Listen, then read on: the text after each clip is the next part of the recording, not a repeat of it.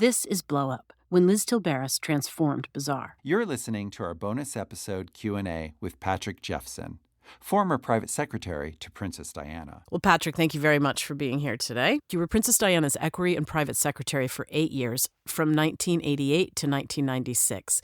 Can you explain to our listeners what a private secretary does, please? Well, Cynthia, that's a question I'm asked quite a lot because there is no real American equivalent. I suppose it translates roughly as chief of staff. Okay. And I was a rather unusual private secretary in that I was the only one that Diana ever had. Oh.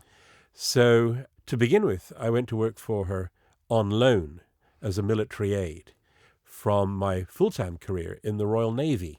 And I was assigned to her office for a 2-year secondment to do, I suppose, ceremonial stuff and logistics and a lot of the day-to-day drudgery of running a royal office. And for that job, there's a special name. It's called equerry. So I started out as an equerry. But at the end of those 2 years, when I was due to go back to the Navy, Diana and Prince Charles were obviously, having troubles in their marriage on diverging paths. And Diana decided that instead of sharing an office with the prince, she wanted her own organization. It was, I suppose, the most obvious step towards independence that she took. And so she said to me, Patrick, don't go back to the Navy.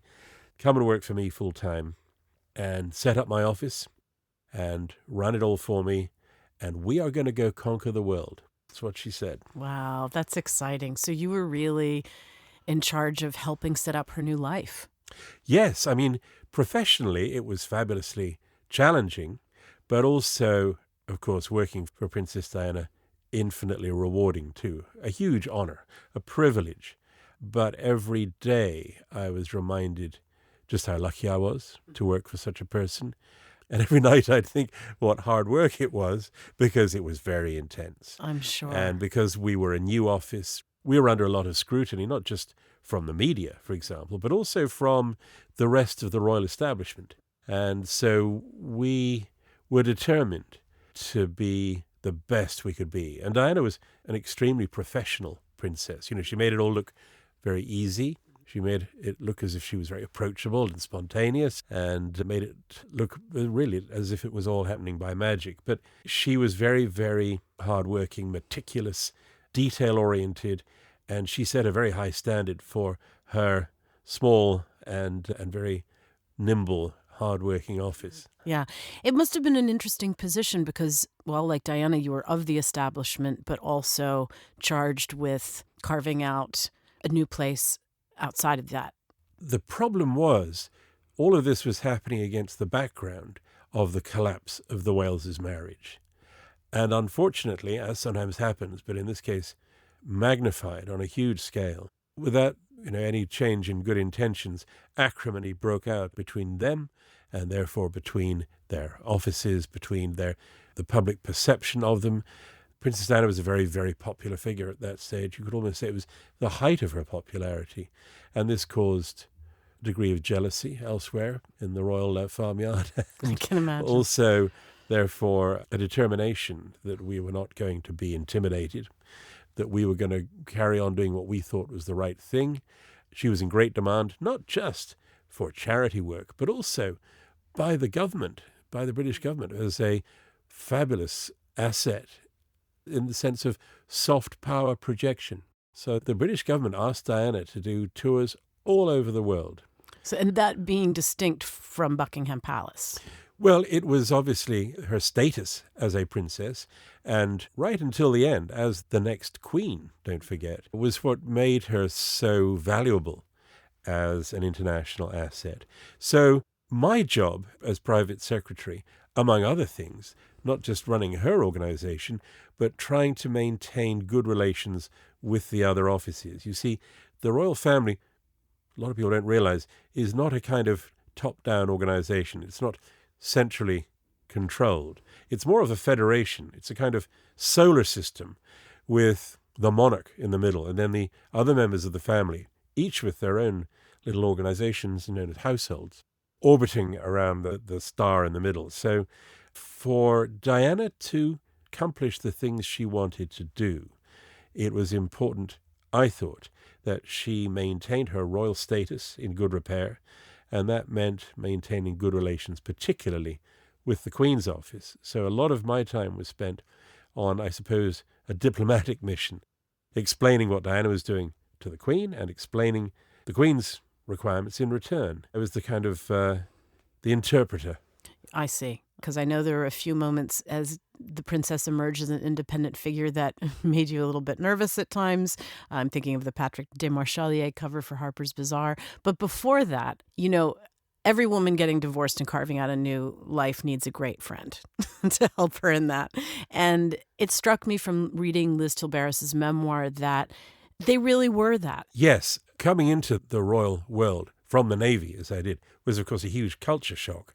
I had to adjust to a totally different universe, really. And I learned early on that an important part of this universe was Liz and Liz's friend Anna Harvey as well. And these two women were obviously important to the princess. Therefore, I had to make sure that they were important to me too. And I have to say they made it very easy for me, Liz in particular. You can imagine coming from life in a little grey ship bobbing about on the ocean, suddenly to come into this world where fashion was important. And meeting people like Liz from the world of fashion was like meeting a whole new species in a way. And Liz, to her great credit, and of course to my eternal thanks, made it easy for me. So often I think people in that world think it necessary to, in a sense, exclude outsiders. Liz welcomed me and indeed my professional requirement to understand her world better, and she took the fear out of fashion for me. I think she took the fear out of fashion for a lot of people. I love that. That's really true. All right, let's go back and start at the beginning. Could you talk a bit about how Liz and the princess first came to know each other? Yeah, before I went to work for the princess, indeed before she was even married to Prince Charles, I believe she sought fashion advice from Beatrix Miller, who was Liz's predecessor at British Vogue. And that, I think, probably established for the princess this comforting, reassuring knowledge that she had real fashion experts available to help her in what was an incredibly daunting situation. She was 19. The world was focusing on her. And by that, I mean focusing on how she looked. Yes. And how she dressed. Right. And how she walked and how she talked. Right. And it was a lot of Fair Isle sweaters and a sort of Sloane Ranger look that she took a lot of guff for, at least in the American press. So I can imagine, this poor 19-year-old girl who is from the country, who's probably going, I could really use some formalized guidance here.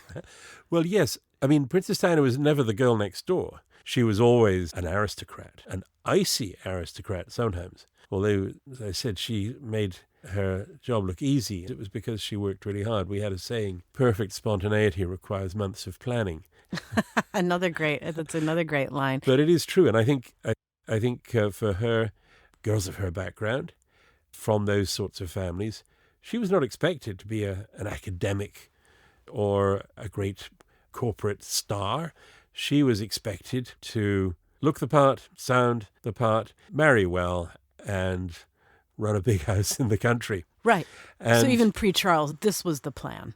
Yeah. Yeah. Now, at the time, of course, right at the beginning of the 80s, late 70s, she dressed as young women of her background did. Sloane Rangers. It was very funny. And me as a young naval officer, our hobby was trying to date Sloane Rangers because they were very jolly girls. So she meets Liz, who is then a fashion editor at British Vogue, and Anna Harvey, as you mentioned, who began advising her sort of informally.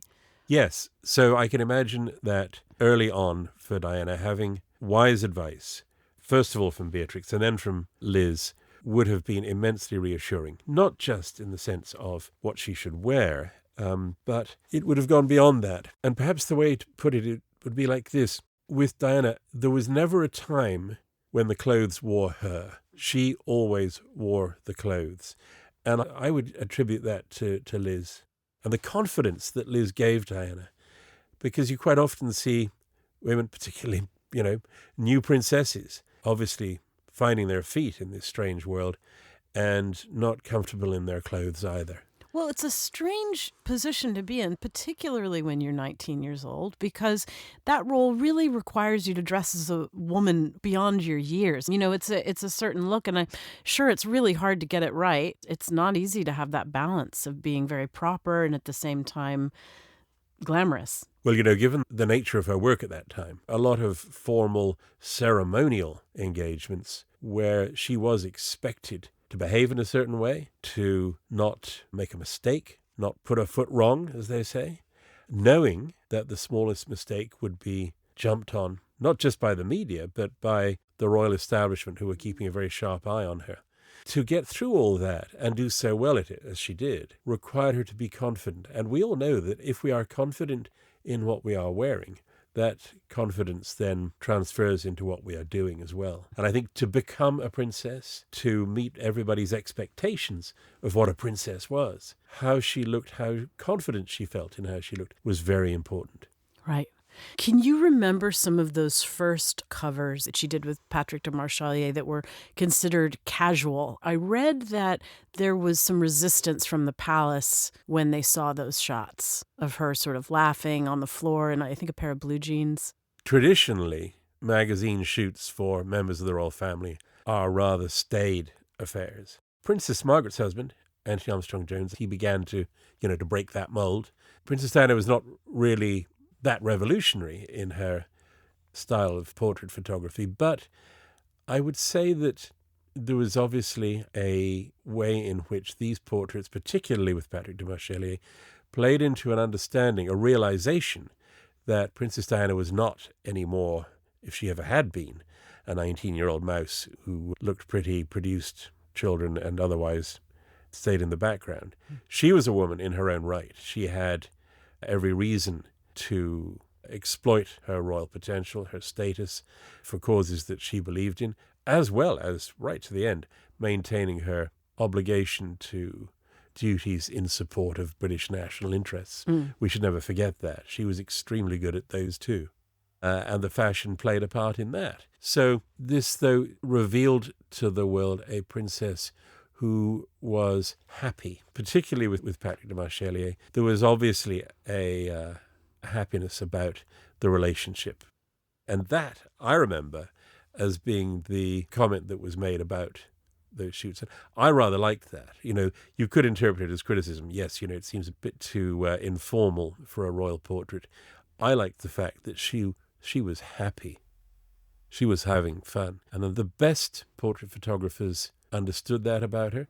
Interestingly, just for a little segue, if I may, the last painted portrait of Princess Diana was by the American artist Nelson Shanks.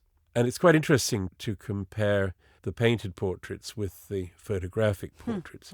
And I would say until Nelson Shanks, the painted portraits did not give us an insight into the princess's character the way that the photographic portraits did.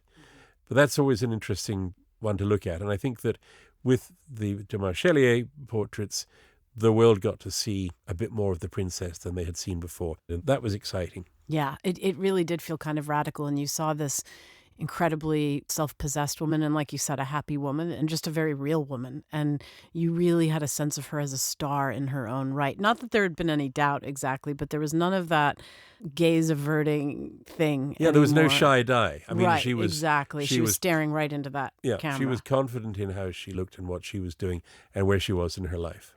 Maybe we can talk a little bit about the slicked back hair look, which I think everyone associates with her divorce period, frankly. And it's funny because I think the narrative of her finding her voice, finding her independence, her own life, was so perfectly reflected in her aesthetic. So talk, if you can, a little bit about what happened with that and what you thought of it at first. It's interesting to chart changes in Princess Diana's wardrobe alongside what was happening in her personal life. She and Prince Charles formally separated at the end of 1992.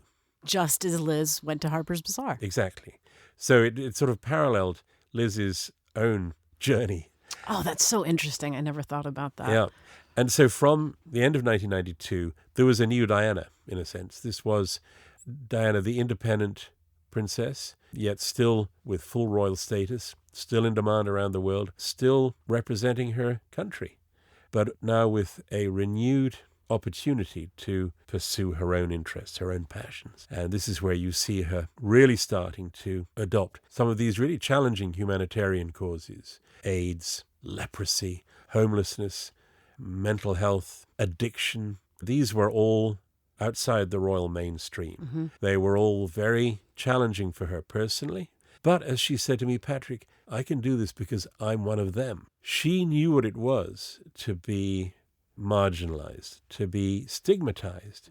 And that's what gave her this extraordinary and I would say unique connection with the people she was trying to help. And her look was obviously an important part of that. There was a change in hairstyle, but the hair, I suppose, had its particular moment of glory in the beginning of 1995 when she came to present the CFDA award to Liz. Yes. And I can remember it was at the New York State Theater at the Lincoln Center, and we were staying at the Carlisle, as we usually did. And the Carlisle would give Diana always the same room, the penthouse. And I had a room on the same floor just along from Diana's suite. And as part of our normal preparation for an evening engagement, I would go in and see her and, brief her on any last-minute details or deal with any questions or problems. And there was Sam McKnight, a hairdresser, working on this extraordinarily slick back look. I mean, I think I said it looked like she'd put axle grease in her hair. And Diana was saying to Sam, no, go on, let's put more in. And I thought it was a joke. Yeah. Because there was always, where Diana was concerned, no matter how tough life was or how stressful or how dark things sometimes seemed, there was always this irrepressible good humor about her. She wanted to be happy. She spread happiness, a lot of laughter. And Sam, of course, was very much on the same wavelength. And I think I said to Sam, come on, you don't have long. We're going to have to put this back to the way it's supposed to be. And she said, no, Patrick, this is how I'm going to do it. And I thought, oh yikes. Well, there's tomorrow's picture. Yeah. Oh, yeah. That shot of her arriving at that gala with that hair, I think redefined Diana in the public perception. Well, it was a pretty startling look. I mean, it was a gamble. It was her divorce look. Well, I resist the idea of really associating looks with, by this stage, she had been a separated, essentially independent woman for 3 years. Right. So, no, it shows the kind of confidence she had to experiment with new looks. But equally, what I would say is that she understood the importance of being recognizably the same person. What do you think it was about Patrick Demarchelier that made the princess so able to, I don't know, just have such a feeling of fun in these shoots? Quite a lot of the portrait photographers that she worked with were very intense people, very preoccupied with their own style, their own artistry, perhaps their own legacy. And some of them were, I thought, rather contrived in their ambition to find a unique look or gain a unique insight into the princess. And the truth was, she didn't enjoy being photographed, particularly when some of these rather artsier photographers would get going with their clever lighting and making her wear things, and she would get bored. I would watch her interest just evaporate, son, because your time is running out. Whereas with Patrick Demarchelier, she always looked forward to her sessions, and plainly, the evidence is there for us all to see. She enjoyed those sessions, and I think maybe it was part of his talent and part of his naturally friendly, sunny, ebullient character. He was having fun. It was infectious. She had fun too, and that was a brilliant technique because it enabled us to see Diana authentically relaxed. Mm-hmm. And there was a real sense of mischief, or playfulness, perhaps is a better word, that I think that she and Patrick and also Liz Tilberis really shared, a great sense of humor and a willingness to kind of push boundaries a little bit. Yes, that's a very good point, Cynthia, because their day-to-day lives, they're surrounded by strangers who are constrained by ideas of protocol, not making a mistake, not embarrassing themselves. One of the reasons the princess liked New York so much was that people don't get terribly hung up on how to behave. They just get on and be themselves. And Diana liked that. She liked it partly because it was different and partly because I think it gave her a kind of permission to be herself in return. And with Patrick and with Liz, there was I think, an equality, not just a social equality, but an equality of personality. A lot of what I saw in the friendship between Liz and Diana was an acceptance of there being no need to be anything other than yourself. And for Diana, that was refreshing and different and rare, because she had no private life that enabled her to be herself. She didn't have a husband or partner that luckier people have, in whose presence she could relax and be herself. So when she had a friend like Liz or Patrick, who didn't expect her to be anything more than she was, who didn't want her to be anything other than happy and relaxed, this was, I think, a weight lifted from her shoulders. And that's why they revealed to the rest of us the uniquely attractive, magnetic, shining personality that Diana was. Interestingly, one of my strongest memories of the CFDA Awards was, I think it must have been the reception beforehand. Every supermodel in America was there, and indeed from around the world. And yet when Diana came into the room, it was as if somebody turned the lights on. Oh, I can imagine. Do you remember, because I know everyone at Harper's Bazaar remembers it well, and I'm sorry Dennis isn't here to talk about it, but do you remember when Princess Diana was on stage, she was about to introduce Liz, and someone in the audience yelled, "Move here"? I do remember that, yes. I mean, there were quite a lot of people at the time saying that. I think at that time, people in America were aware that she was experiencing some hostile media in England. Certainly they were aware that her in-laws were offended by what she was doing, that she was still in a knockdown, drag-out fight with her husband over the divorce settlement. I mean, the two teams of lawyers were going at it. I think there was an awareness in New York that life back home in London for Diana was not easy. Her divorce was reaching a particularly unhappy stage. Her future status was in doubt. In truth, she had made a few unwise decisions herself, which, for me professionally, were frustrating. And there was a suggestion that she wasn't sure what her future was, either in the royal family or, for that matter, in British society. So being in America, for all sorts of reasons, was a nice break. And there were a lot of people, I think, who sensed this and who did say, why don't you move here? There was hardly a time when we would visit when there wasn't some speculative diary piece saying, Princess Diana's been apartment shopping in New York. Of course, she hadn't at all, but it made a great story. And that sort of rumor gained momentum. I think we spoke earlier about the fact that whenever Princess Diana would come to New York, you would need to do an advance trip. Can you talk about that a little bit, about coming over with Liz? So, yes, it was standard operating practice that before Diana went anywhere, I would go a month or so beforehand, go through the program, check everything out. I'd take the security head, and we would generally try to anticipate any problems and make sure that our hosts were happy with what the plan was, that everything was going to work.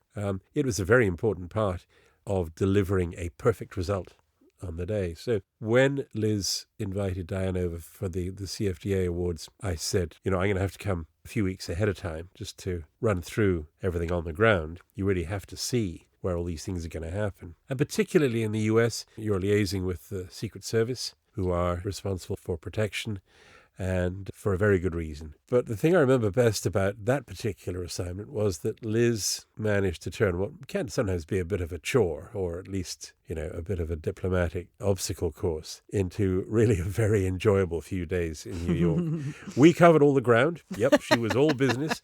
We did everything that we had to do, but we had fun at the same time. And I can remember the atmosphere in the office. Coming in as an outsider, you quickly have acquired an ability to guess whether a place is happy or efficient, whether the people are enjoying themselves, whether you can rely on them to do their side of the job really well. And so I was reassured very much on the professional level, and then delighted to find that the people were so friendly that, taking their lead from Liz, they were determined this was going to be a big success, but that we were going to have fun doing it. It sort of reminded me of the saying, this is no joke, but it's a lot of fun. That's great. I love that. Yeah, absolutely. I mean, talking to all of these people again, and at the time working there, I had some sense of this, but I really, as I've interviewed many people, what occurs to me is that Liz had so many talents, but one of the great talents is that she was a wonderful judge of character. She had this flair for assembling people around her who were serious people, but also kind of great. I mean, she really did have, as they say, a zero asshole policy.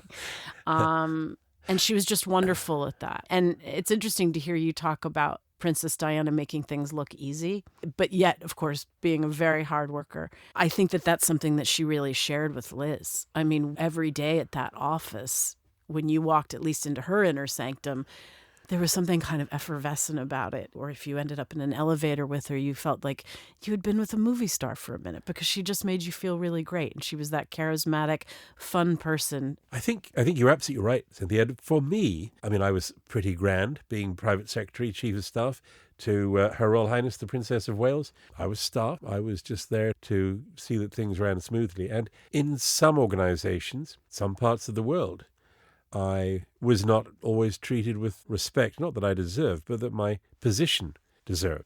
With Liz, there was never any question that I wasn't just given professional recognition, but that she wanted to make sure that I was enjoying myself too, that I was happy with what was being proposed, and that my needs were being looked after.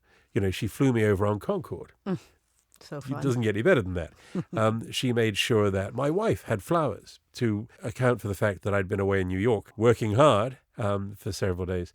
You know, that degree of thoughtfulness for little me, not for the main person, but for one of the workers behind the scenes, I think tells you so much about Liz's character and her understanding of what really matters. There was a saying I used to comfort myself with. Those who care don't matter. Those who matter don't care. Liz mattered, but she didn't care. She didn't worry about the insubstantial things. She had a clear grasp of what was essential and what was peripheral, what needed her attention and what frankly didn't matter that much. She was a wonderful example of somebody who had an instinctive understanding of what it took to get the job done, and that surplus energy could then be devoted to doing it with a smile. Right.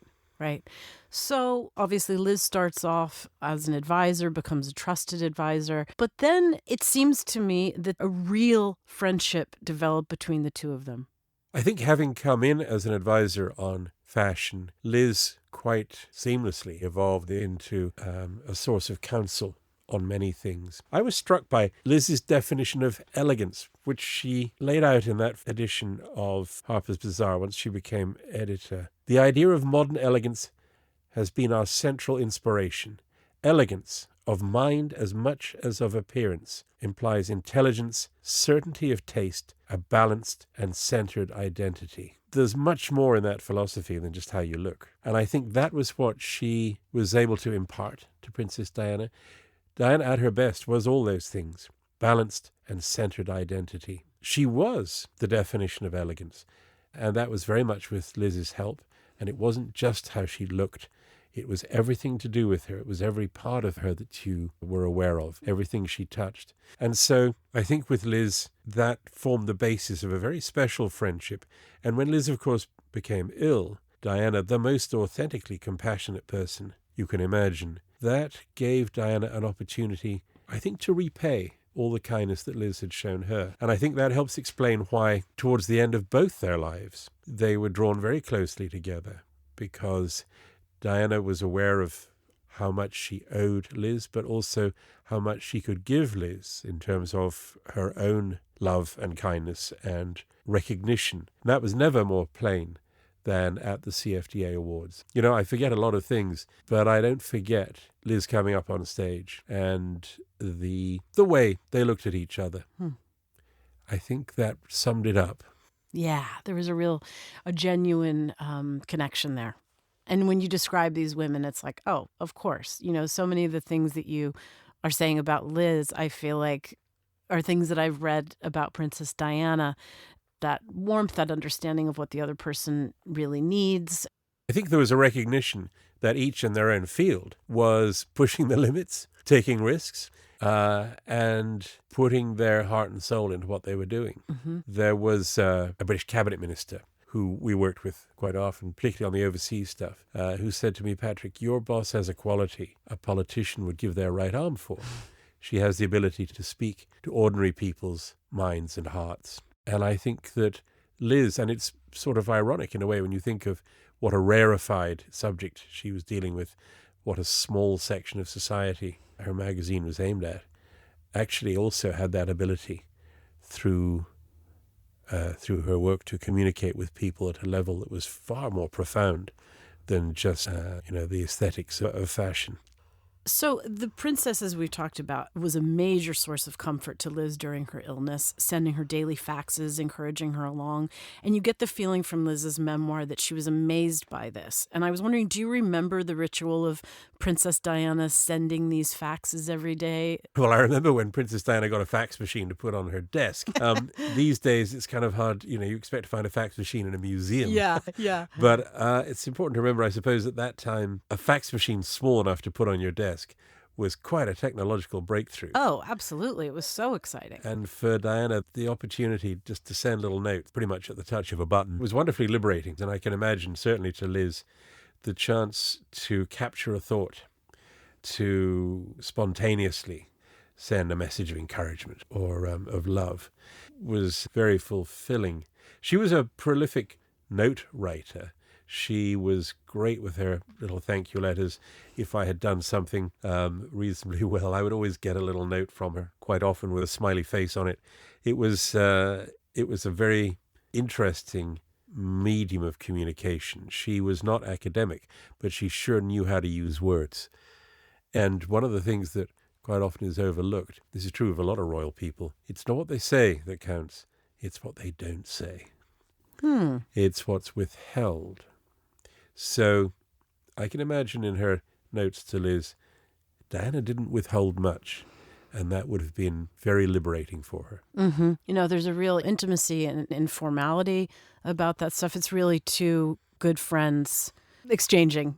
And I've heard from many of the staff, and including Liz's assistant at the time, Stephanie, that those daily calls, those check-ins, even if it was just for a minute, meant so much to Liz. And, of course, the faxes that seemed to come through with great regularity. One thing we shouldn't overlook, of course, is the age difference. Liz was, I would say, kind of like a big sister-ish figure, a big sister that accepted Diana as she was, who was practical in her help and advice, who understood, if times I can imagine Diana had made a mistake. Liz wouldn't judge her for it. She would understand and no doubt help her learn from it or avoid similar mistakes in future. A relationship like that, which allowed Liz, I'm sure, to transfer a lot of her wisdom to Diana too, was very precious and very unusual. Do you think that Liz was someone that the princess felt she could tell secrets to? Royal secrets are worth a whole podcast on their own. So I don't know whether Diana would have felt able to share secrets with Liz. I would put money on it. I bet she did. But I suppose my reservation is about what we should read into that. I mean, the sharing of secrets can be a positive thing. It can be a destructive thing. I would say that in their case, it was obviously positive, and therefore perhaps only just the right secrets were shared. Right. I think I meant secrets with a small s, the kind of things that any woman would like to be able to share with a friend. But I imagine in the princess's case, it was rare to have, as they call it, a safe space in which to do that most of the time. Well, as a mere man, I'm not sure I can offer a comment. Okay.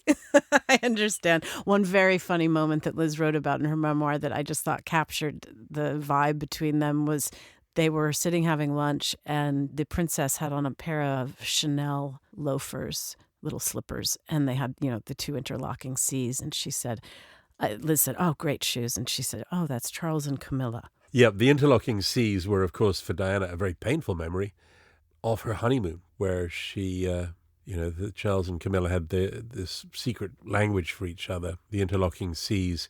I would sometimes hear her refer to it, yes, in a good humored way, but with a touch of acid as well. Yeah, sure, of course. Weird that you would be confronted all the time with this logo.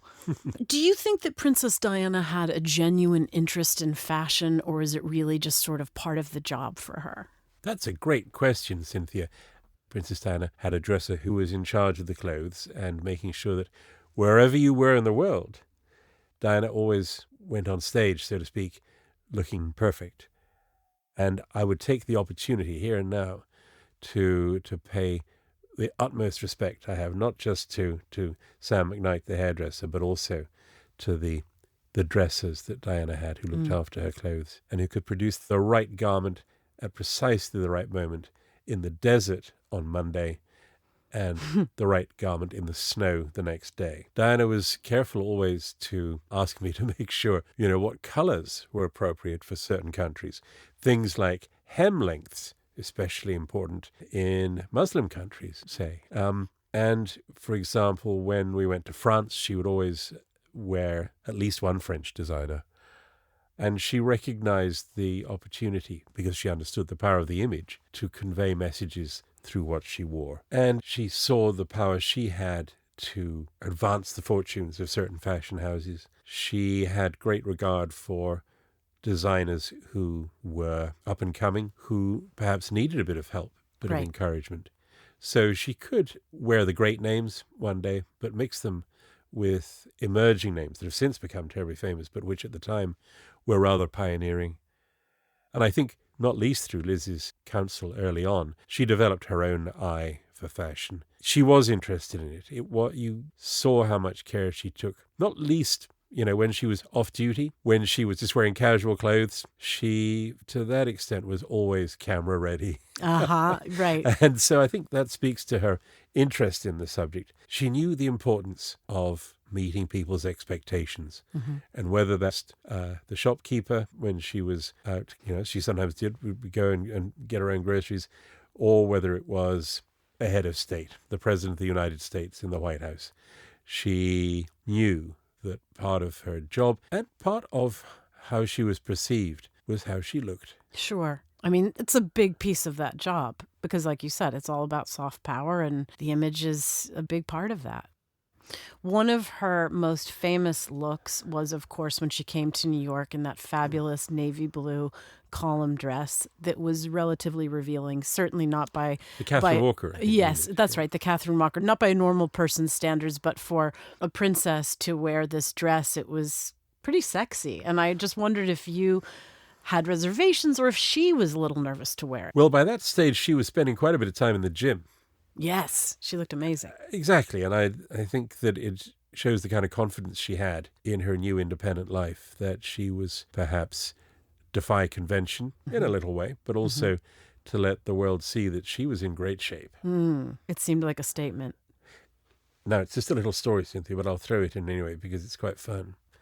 Quite often, particularly if we were away on tour, my normal routine would be to go, and quite early in the morning while we were getting ready to go out, she'd be finishing her breakfast maybe, or getting dressed, and we would talk about the day that was coming up, and I would brief her on some of the personalities and things like that. And if there was a wardrobe aspect to the day's program, we were always conscious of camera angles. If she had to be on a rock standing above the media. And I'm pleased to say there were no wardrobe malfunctions because of careful thought and planning and things like lead sinkers in hems of I was just going to ask you about the weights that are sewn into the hemlines of royal. Lots of little details.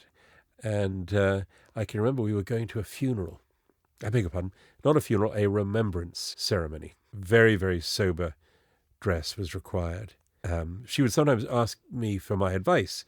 Shall I wear this or shall I wear that? And before we left for the airport, she said, which of these hats do you think I should wear? She had 3 black hats and she modeled them for me. And I said, well, the first one looks I think that's the best. And she put the next one on and she said, what do you think of this? And I said, very royal. And she said, I'm not wearing that one. That's great. I love it. That's very funny. It reminds me of what she said about that big, gorgeous necklace she wore to the CFDA with the Catherine Walker. Yeah. Was it a sapphire? Yeah. She wore it a couple of big occasions. And Liz complimented her on it. And she said, and they're not getting it back. Yeah, that's very, very typical. Another funny little story? Yes, please. I can remember one time we were going to a funeral, a royal funeral in Europe, and Diana was representing the country at this very solemn occasion. And we had to fly not in one of the regular royal planes, but one of the other Air Force communications planes.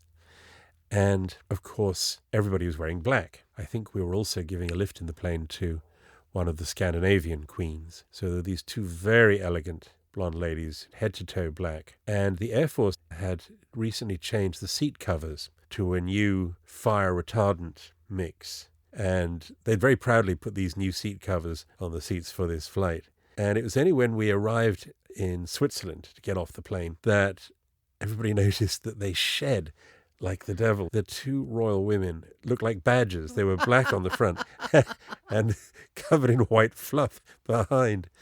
And in what was quite a small plane, we had to get out some duct tape and pat them all down. I sometimes thought, gosh, if only people could see how I earn my pay. I was going to say, this is not what you were thinking when you went into the military, right? That's very funny. All different ways to serve. Well, thank you very much. This has been wonderful. Cynthia, it's been a pleasure. Thanks for the trip down memory lane. Thank you for listening. If you enjoyed the show, please subscribe, rate, and review us. Next week, we've got one more bonus episode Q&A with Mario Sorrente. Then we're back October 24th with another full episode. Blow Up is hosted and produced by Dennis Galanka and me, Cynthia True. It was written and edited by me, Cynthia True. Original theme song is by Stephen Phillips. Sound design and mix, Eric Weiss. Music editing, Tiger Lily Biscup. The episode was recorded at Voice Tracks West, The Cutting Room, and Digital Arts New York. Special thanks to Clay Morrow and Matthew Saver.